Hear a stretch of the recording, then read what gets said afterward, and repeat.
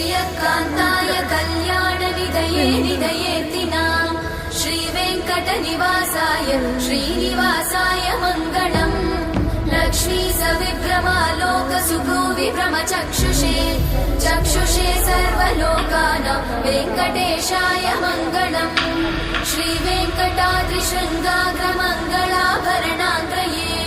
मङ्गलानां निवासाय श्रीनिवासाय मङ्गलम् सर्वावयव सौन्दर्य सम्पदा सर्वचेतसां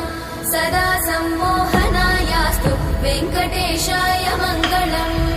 नित्याय निरवध्याय सत्यानन्दचिदात्मने सर्वान्तरात्मने श्रीमद् वेङ्कटेशाय मङ्गलम् स्वतः सर्वविदे सर्वशक्तये सर्वशेषिने सुलभाय सुशीलाय वेङ्कटेशाय मङ्गलम्।